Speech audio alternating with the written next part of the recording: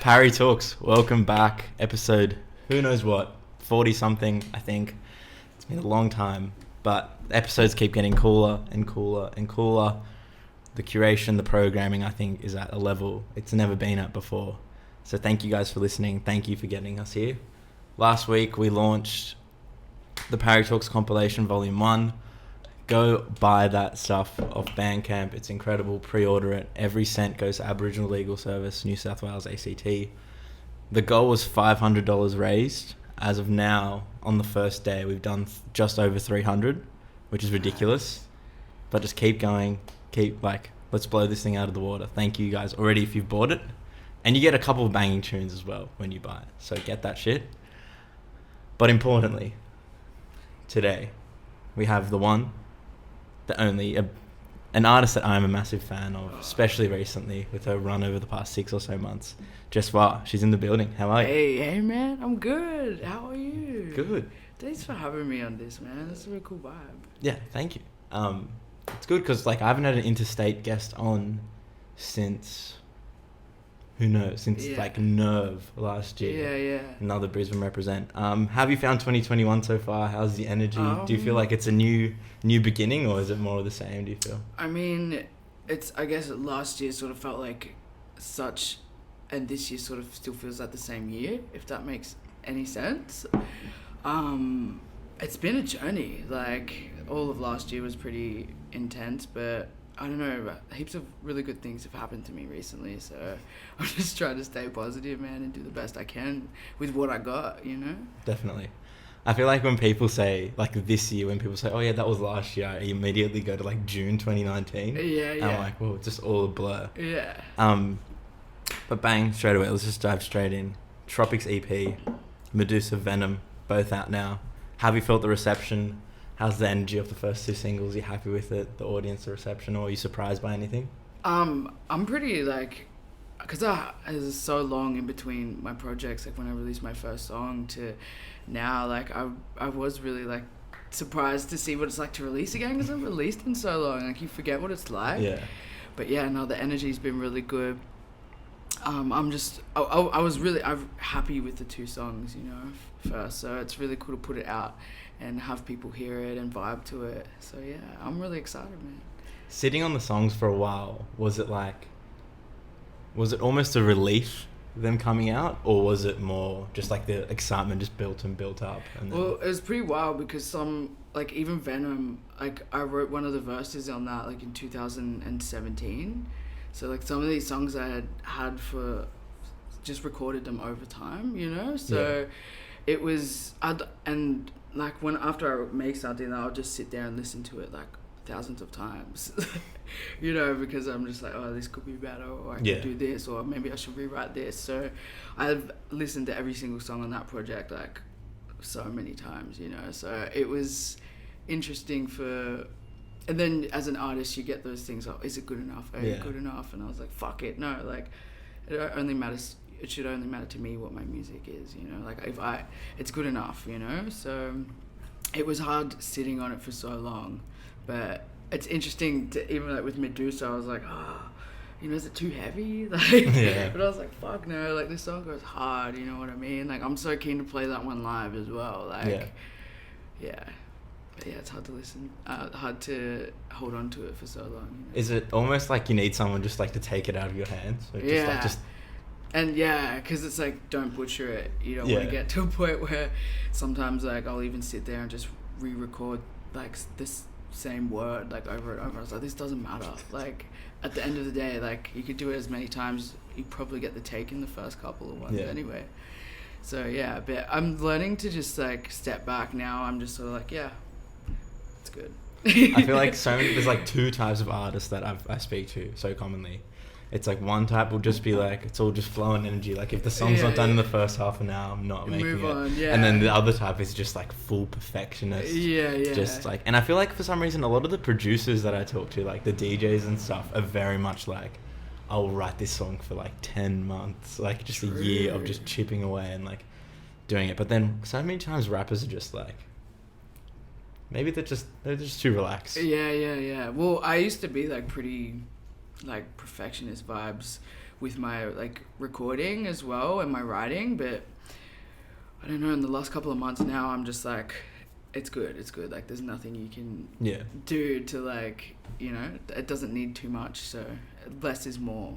Do you feel like that's more of just like a maturity thing now that you've got better at songwriting, you don't have to worry about that stuff? Or was it like a conscious decision? I think it's like a like confidence thing, hey, you know what I mean? Like when you just like lacking a bit of like I felt like I was lacking a bit of confidence like within myself, because I was always just like, oh, you know, it needs to be better. But I don't know, I feel like I feel a bit more, plus when you haven't released in so long, you sort of just like feel like you're losing it a bit in a way. So it's just getting that confidence back and being like, nah, this is real good, like I'm going to continue with this, you know. Perfect. And on that note, like when you write in that sort of style where you've been writing stuff for a while, you've got songs, old songs, newer songs, when you're writing an EP, when you're writing the Tropixx EP, when you started writing for it, did you know I'm writing for this EP that's going to come out later with this sort of sound, with this sort of energy? Or was it more like you got to a point where it's like, hang on, this could be an EP? Yeah. It's sort of like, because it's pretty weird, like it's just like a collection of songs really from 2017 onwards, and I had no idea like what I was going to call this project for so many years because it's been you know, quite a while. So I pretty much was just listening to everything I had in my Logic session and just being like, okay, what can be a collection of songs that could go together? And sound wise, I don't feel like they sound similar. I think the energy, it's the feeling, like they all sort of have the same sort of feeling of that, you know, really dark. Like for me, writing this EP was just like a retaliation, you know, like I felt like this was my retaliation to some of the shit I'd been through, some of the things I had seen in my life. And it was at that point in time in my life I was quite, you know, aggressive and angry, and just like I needed to write this project to get all of that out, you know what I mean? Because I was like walking around with big chip on my shoulder, like just so that's why like in Medusa, like I wrote that song when I was like pretty like struggling a bit financially, you know, and I was just like trying to do youth work, trying to do music, like I guess like all creatives trying to do a million things at once, but and trying to survive. It doesn't work. I think we'll dive way more into that, but just like from you started saying oh my god, what was I gonna say? Started talking about I completely lost my train of thought. It's classic Parry. Classic afternoon Parry. So you got to get me in the mornings. But yeah, I think, do you feel like having that sort of energy, that chip on your shoulder, that anger almost made it easier to write? Or did it take you a while to figure out all writing was sort of the thing that could be therapeutic for me and could sort of help out? Or was it like immediately like, I've got all this energy pent up, I need to write music about it? Yeah, it was just like I got all this. I would spend hours in my share house that I lived in. I just spent hours in this little room I had. This old Queenslander. It was like real hot in there. Like I was just sweating. You know? Yeah, I know. Just like, and I would just write these songs where, at the time I was feeling like quite, you know, felt like agitated in ways, I guess would be the word, and just wrote these songs, and it was huge. It was wild. Perfect. This is what I was going to say. I feel like it's a big trend now, especially in hip hop and rap, but not like trend in a negative way. Trend in a mumble, none of that.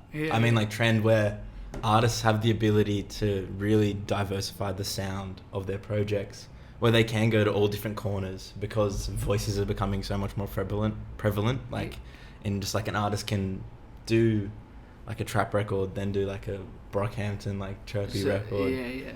So I feel like it makes so much sense now that like it's coming through Australia as well, and like it makes a lot of sense with your voice and how strong it is. With like it crossing different sounds and genres and that sort of thing. The first single, Venom, makes so much sense to me. It's, you know, braggadocious, in your face, it's hardcore. It's like the easiest way to put it is just a statement. Was that the goal, you know, to open the EP rollout with just a big statement, leave everything on the line, and just really just make an impact? Yeah, well, I think with like Venom as well, like it's not really a song you dance to at all, or like I feel like it's a personal song. Like, you know, imagine listening to it on a bus or on a train, or you know, while you sort of got your own time listening to it. But yeah, for me, like, I remember when I wrote I'm venomous or more, like that first line, I was just like, fuck yeah, like this is dope, you know? And then adding the chorus to it, it just became a real strong and thick, it was a real thick song. So I wanted to release Medusa first because I was like, you know, I hold on to it for so long, but I was like, nah, maybe it'd be cool to put Venom first, like more so of a bars sort of vibe and more of a sway instead of a, you can't really dance to it either. It's it's just it's head bob. The exact, you know? just same case, I feel that as well, and I always love when an artist, the first single or the first hint of them coming back is something super aggressive in your face. I think of Kendrick with the Heart Part 4 before Damn, and I'm like, oh, that is so hard. Just comes out, calls out everybody. It's it's next Friday. I don't even remember the bar, but it was just so I got that vibe as well from it too. Big time. When writing Venom, having that chip on your shoulder obviously is a big part of that, did that come from a place of you being down on confidence and needing to big yourself up and you know, gas yourself up, or was it just you were just in your own head that day, you were just I'm the best? I think writing Venom too, you know, going back to saying the retaliation as well, is how I was getting treated by some people in the music industry, you know. And I think when you're constantly spoken down to and minimized, you lose your confidence in whether that's in the music industry or just the workplace in general, you know. So you do lose your confidence and you do question yourself when that starts happening. So Venom for me, writing that, gave that all back. It showed, it's oh no, actually I do have power. Sort of taking back your power. Yeah. It's no, I do have power. I am confident, you know what I mean? So yeah. Did you, because it sort of does attack at the industry power and the industry, you know, system, was there ever a question, an internal question of being shit, should I say this? Should I be overly confident? Because I feel so many people can bottle in, female rappers especially, into being but the friendly. Industry, I guess it's the industry is that, you know what I mean? So if we bottle it in, will anything change? No. You know? So I think that, but you do have that thought, which is sad. Some people get thought oh, am I allowed to talk about this? Or can I talk about this? You know what I mean? And I'm sure I know many other women have felt some of the things that I have felt, or experienced some of the things I have experienced. You know, even people in general in the music industry, you know, it can be really toxic and really, especially when you work in it, and you can get overworked as well. So for me, I was just this is how I feel. If I can't say this, or if we can't say this, then I feel that proves the point even more, you know? It does. Yeah. Facts. Yeah. And I feel we can just dive into Australian culture here as well. Tall poppy syndrome, and people are so afraid to be confident in themselves, I feel. And it's taken until the past couple of years for Australian rappers to come out and be no, I'm the best. Yeah. And it's a positive, friendly sort of competition where one person's saying I'm the best, and it's no, I'm the best. Yeah. And I feel Venom almost it stands up to that of being a testament to a new wave, a new guard. Yeah. And it's just flagging that, so it's super cool. And I feel the competition, and you see it in America, in American sports as well, in sports culture. If you're not humble and you're famous and you're Australian, you get shafted. Yeah, 100%. And I feel with Venom too, I was just going and tapping into this real dark vibe as well, you know. So yeah. Nick Kyrgios, prime example. Yeah. Nick Kyrgios. Imagine if Nick Kyrgios made music. Yeah. He should walk out to... Oh, I guess you can't walk out in tennis, can you? Do they walk out to music at tennis? I don't know. They should. He should walk out to Venom. It makes so much sense. Yeah. Perfect. We're just diving into... I'm just unpacking Venom like no tomorrow. The artwork and the music video. The main thing that caught my eye about Venom, actually, that throne.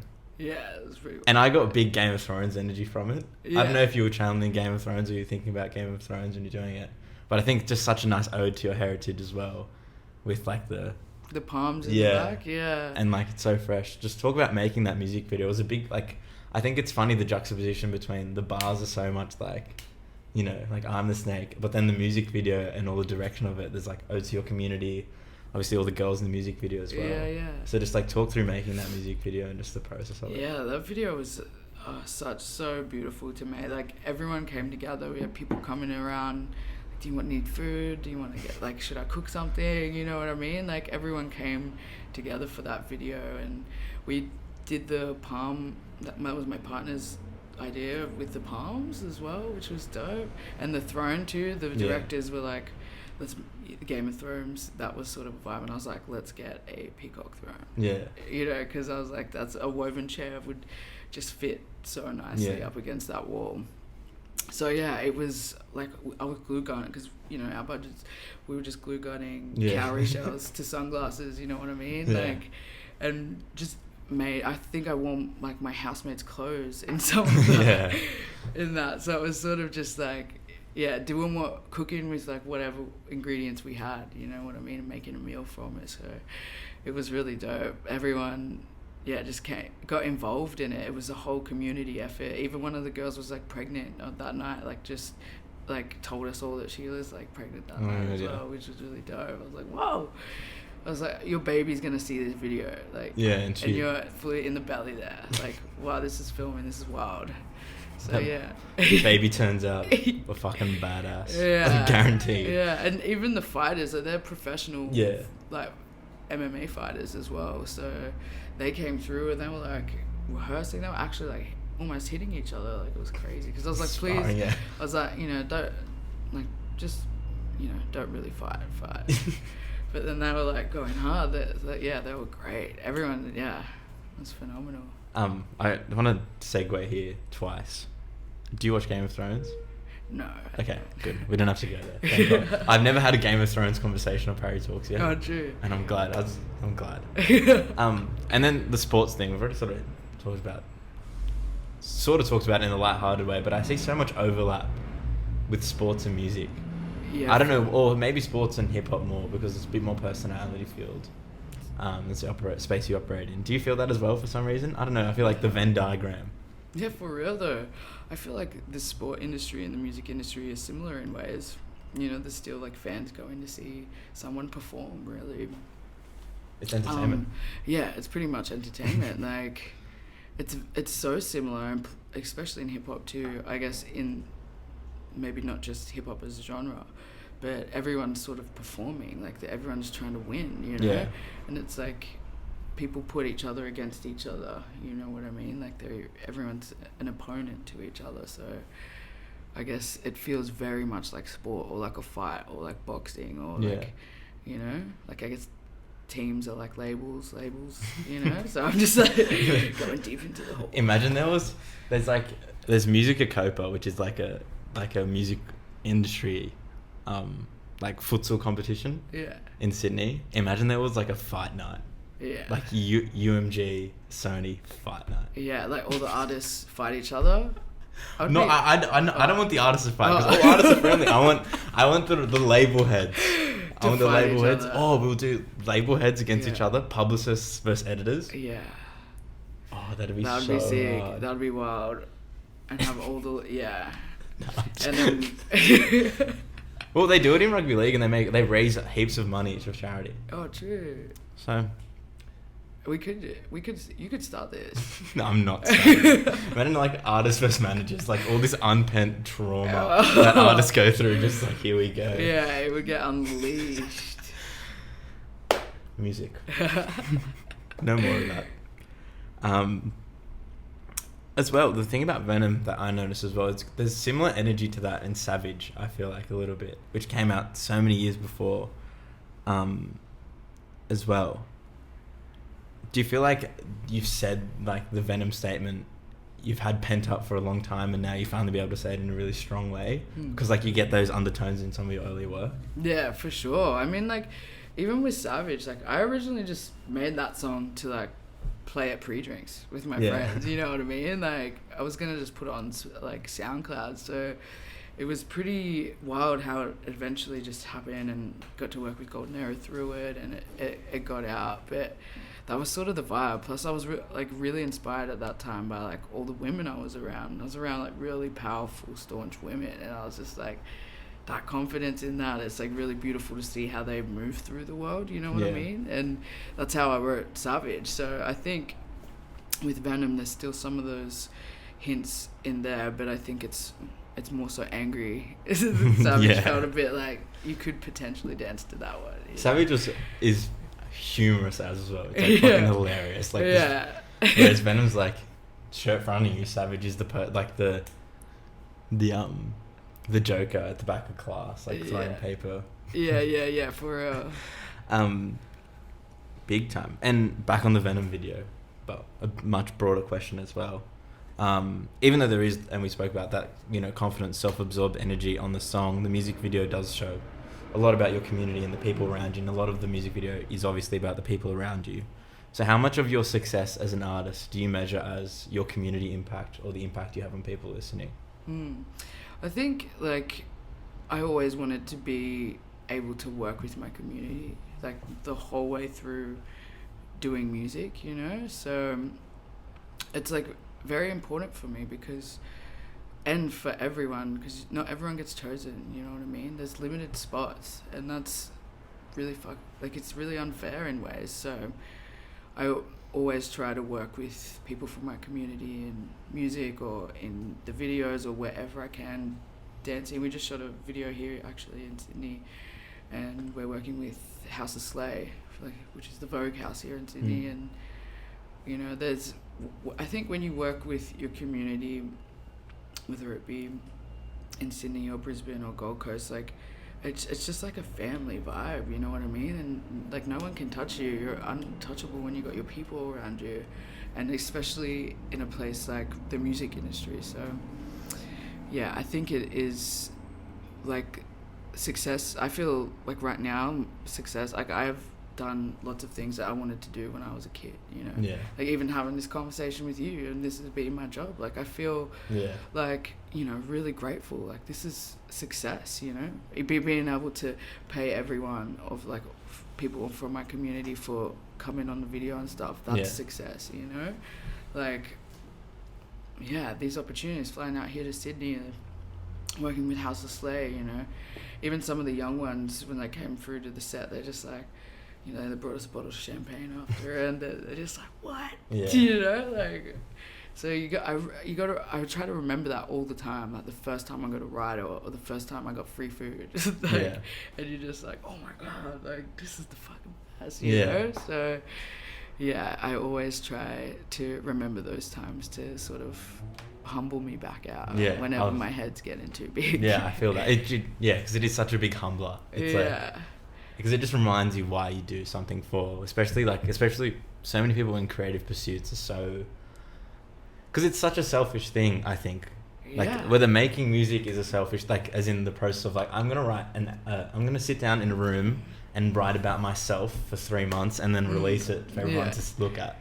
I think that, and even like me, it's like, oh, I'm going to start a podcast and I'm going to work for myself. And like, I think it's super selfish sometimes. So being able to like re-engaging with the community, I think is such a like an empowering thing, just to humble yourself and just like as a reminder to be like, this is why I do this. Yeah, it also makes it way more enjoyable, you know what I mean? Like, because it's a lonely thing as well. Yeah. And also some of the things that your community may recognize within your music, you know, maybe touching on points within the music that people can identify with, which I think is like representation. It's very, very important. But yeah, working with, you know, your community and your people on these projects makes it like, it's like we did it, you know. I always say that, like we did it, like we as a team. There's many people that, you know, have helped me out so much. Like I wouldn't be here without them. You know, in terms of even just creating the vibes, like people who have great energy around, or people that, you know, have really pushed for me and like done so much hard work. So yeah, it's rewarding, definitely. Number one thing, Medusa was the initial, like, and like just the bars, it's very upbeat, it's very like, let's get this money, exactly right. Was it always, when you wrote it, did the lyrics come first or did the beat come first? 'Cause I'm sort of curious because it is such a club record. I just feel like that song should be played in a club. Yeah. I heard the instrumental first, and I hit up the producer, and I got the stems off him, and then I sent it to. I recorded the chorus first on this old instrumental of it, and it was more clubbier, less there wasn't as much 808 in that version. Yeah. So it was just more, it was way more simple. Yeah. Just mainly those stabs. And I wrote the hook to it and I was like, oh, I had a lot of roadblocks with this song too. And I was like, maybe I'm not meant to do this. Yeah. I'm always just trying to follow my gut. Yeah. And I was like, why is this not happening for me? But I was like, oh, maybe it's because I'm not in a good place right now, so. But it eventually all happened at the start of 2020, or maybe the end? 2019. It's all a blur. It is all a blur. But I got Paper Toy to come and do some co-production on it because I was like, I can't let this song go. I was like, I feel like I will be so mad at myself if I let this song go. So I was like, can you please, let's just use the original horn stabs and some of the hi-hats and some of the other things, but can you make it sound more fat, more 808s, exactly, yeah. And just really hit when the chorus, because I tried to do the phrasing of the Take Money to the phrasing of the horns. Yeah. So it's right onto it and it's the same timing as that. And yeah, I was listening to, that was almost a song I almost butchered. Always comes close. Yeah. I was like, oh, is this chorus too much? All the lyrics changed so many times. They got to a point where I was recording the vocals and I was just making lyrics up as in my head as I go on, taking things out. And it's almost like the closer you get to butchering the song, the more special it is. Yeah. It's you get really close to butchering it and not butcher it and then put it out. It's that's the 100%. song. Yeah. I was listening to it on my iPhone speaker, the car speaker, my partner's car speaker, my roommate's car. Yeah. I was trying to listen to it on every sort of speaker device to try and get the vibes and feel and I was like, yeah, this hits. Big time. One thing I sort of want to ask is, spoken about the 2 singles and now EP's coming out. It feels like it's been a long time coming for the first EP, for the big EP. Do you feel like the main objective with this is just and I sort of got that vibe from the singles, is just to make the stance, this is the Jesswar sound, this is what Jesswar's all about sort of vibe? Is that the sort of impact you want to make with the EP? Yeah, definitely. It's been, like I said, a while. It's nice to sort of show people a little package and get more, there's 6 songs now. I'm just can't wait to release the next one after this, because it's just I'm at that point where I just want to throw all the music out now, you know what I mean? So yeah, I'm excited for people to hear it. Like I was saying before, instrumental wise, I feel like it's all about feeling. There's some songs on there where the BPM's 68 BPM. Yeah. It's fully half time. So there's songs on there that are 150 BPM. So it's all about the feeling for me, It's that dark Tropixx, sort of wanted to create my own universe, Beautiful. And what are you most excited for people to hear, do you think, from the EP that they haven't heard yet? I've got this song in there called XXL, and it's It's XXL. It's big. Yeah, it's big. I'm telling you, it's big. Yeah. So when I was like, why'd you call it that? And I was like, because it's big. And they're like, oh. So let down. It makes sense. But I wrote this one actually in lockdown, and I was just got it engineered, mixed and mastered real quick, because I recorded all the vocals in my little room in my house. And I was just going to put it as a bar video, on social media, a minute one during lockdown. Content. Everyone was doing that. So I was like, oh, maybe I'll do this. Yeah. And I was like, yeah, these bars are wild. Yeah. I've got to save this. I've got a cool idea. I sort of liked the idea. I've wrote a lot of choruses, a lot of pre-choruses, and I sort of like the idea of going out of that mode and maybe creating something that's just bars. There's there's only maybe 10 breaths in the whole 2 minutes or something. You know what I mean? And then there's just a repeated line of a different phrasing, and then fucking up the phrasing and rapping in triplets and halftime, and then just like switching it back and forth. So it's like you're on this wave and you're just riding it, like as the listener. Yeah. You know, so. And we did it, and that song is XXL. So yeah, I'm really keen. We just shot that video. Epic. Yeah, so I can't wait to put it out. I can't wait for people to hear that one. Beautiful. And last sort of question on the EP itself. We're talking about the EP for like 35 minutes. What do you think you learned most about yourself, either as an artist or as a person, throughout writing Tropixx? I feel like through that whole journey, like I learned self-love, I guess, through that. And also like, what is my identity outside of music? Yeah. You know, because I think in lockdown when that all happened, I was like, what else do I like? You know, and because you can like other things, and you can have an identity outside of just like furiously writing music. Yeah, exactly. You know, so the biggest thing, this project has actually been like super healing for me, you know, like I learned so much about self-love and how to look after myself and, you know, how to take care, and also being like, you know, there's been some hard struggles, but at the end of the day, like, I think how I think of myself is the most important thing than what anyone else could ever think. Beautiful. Perfect. I just want to sort of close like the serious part of this conversation off, talking about your music workshops. Yeah. I don't know much about them, so I just want you to talk about them. Tell me what it is, what you do, what the workshops are, how they work. I started doing youth work when I just volunteered at the youth centre that I was going to as a kid.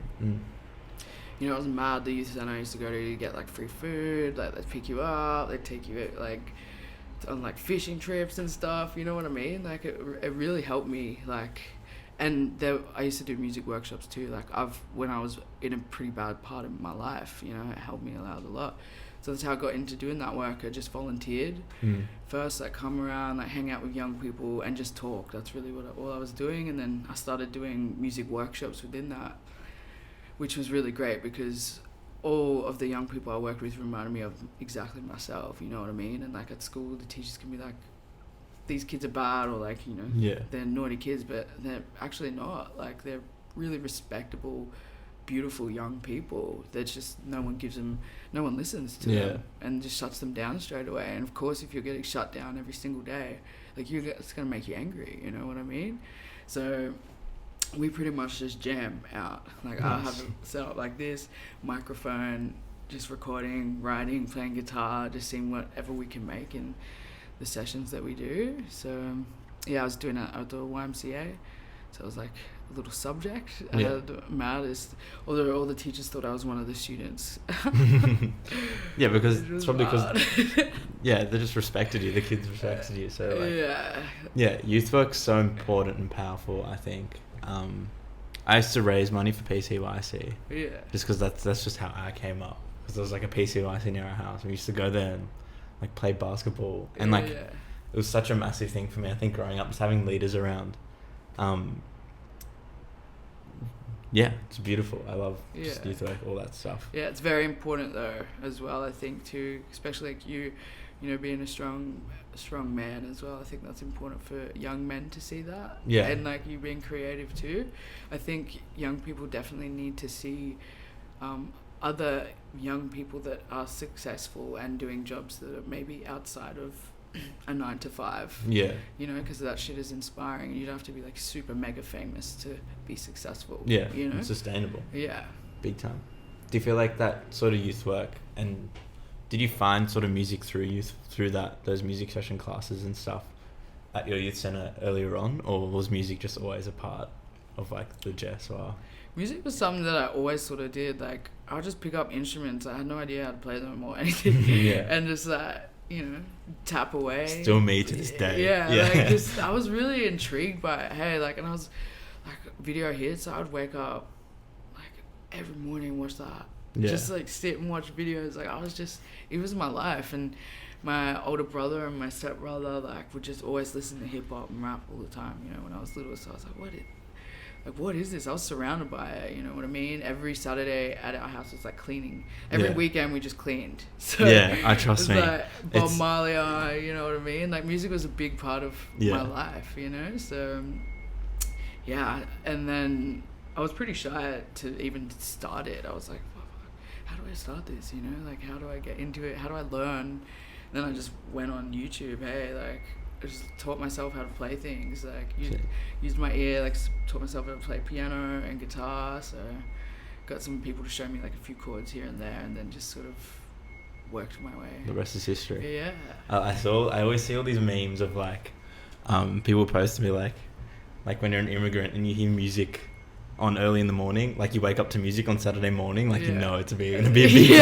Like that's like when you know, like cleaning day. Hey, I used to hate that. I was like, oh, the weekends are so like it's tip runs, like it's cleaning, it's mowing the lawns. No, the one I hated the most is my dad used to make me get up really early and get the paper from the guy doing the paper run at like 6:30 in the morning. Yeah. It's like that's just the worst. I was like this little boy, like giving this like random guy change, like anything could have happened. Oh, that was the worst. But yeah, the cleaning days. Oh, I'm glad you were late.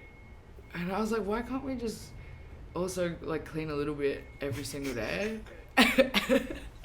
Logic just like, sometimes and do something nice on the weekends. You know what I mean? But yeah, man, those cleaning days brutal. Lovely. We've got like 10 minutes. Yeah, nice. And the last 10 minutes of every episode, the number one thing that we do and that we can conversate every guest, because I've got guests on from all corners of the music world. Yeah.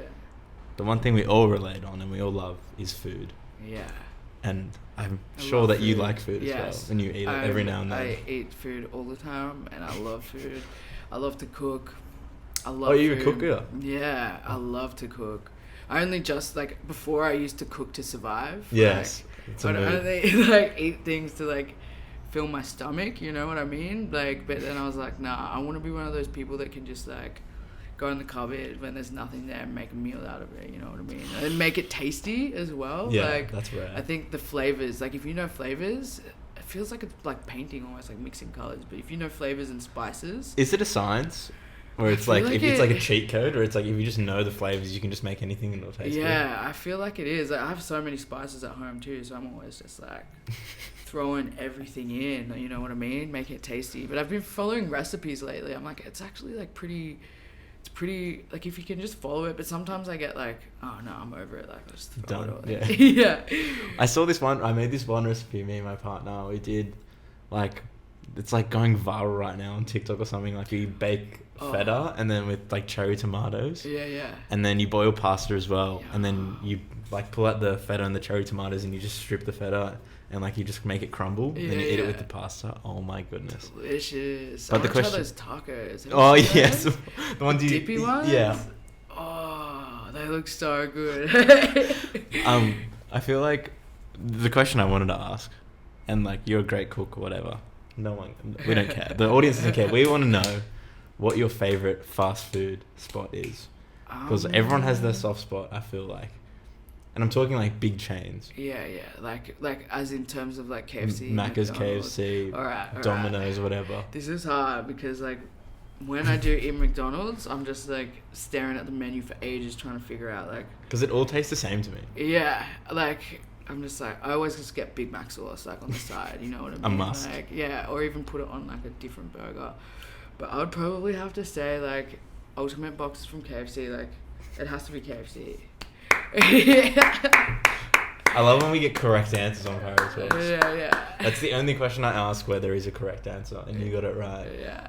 Ultimate box over single box though, that's good. That's rare. Yeah. Now they have so many different types of boxes, like 5-star box. There's like one where you can get like so much food in it. Like for one person, there's like you get a little like wrap or something in there, a little bun, chicken. Oh, so chips. Yeah. And to be a bit more wholesome, because we hate big corporations on Parry Talks.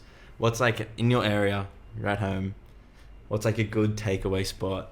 A good like cheap dining restaurant that's just like the go that needs a shout out. Yeah, nice. I just actually moved down out of Mianjin, out of the city there in Brisbane, and I moved down to the Gold Coast. Nice. I moved down to Currumbin, and there's this like really nice fish and chip shop like just at the end of my street. Nice. And it's actually pretty good. Do you know when you get like calamari that's like the worst? Yeah, it's like an elastic band. Yeah, this is like fresh, delicious fish. Oh, the chips are good. I got like a pineapple fritter. Oh, it made made my own salad as well. Went down to the beach, got myself some fish, some chips, calamari salad. Oh, had a beer. Come on. You sold the dream. It's like, why am I in Sydney? And final question, I ask everyone this one as well. Who do you think, and they can be from anywhere over the country, who do you think needs a Parry Talks interview? Who needs their story told? Who deserves this platform as well? I reckon potentially Kobe Spice, who's a rapper that I worked with out of Melbourne. She's really amazing. Sick. Yeah, I'm trying to think of more people. I'm just like... That's it. Yeah. Correct answer again. Yeah, yeah. No, she's really cool. She's a young one too, and, you know, coming up, and I always try to, like... Yeah, it's like, do you know when you try to, like you always want to be like, oh, you should do this, you should do that. Like, try to link people up as well. I think that's important because that's how I got heaps of my work as well. Definitely. People, like, helped me out and linked me up that way, you know, so... Yeah, thanks for having me on here too, dude, man. Anytime. Parry Talks. This is cool. Next time Jesswar is in Sydney and she plays a show and you find me at the show and you say, oh, I listened to the Parry Talks interview, I'll get you a drink. Yeah. Next Jesswar show in Sydney. Nice. But no, thank you for coming on. It's an honor. Yeah, thanks, man. Thank Woo. you. You.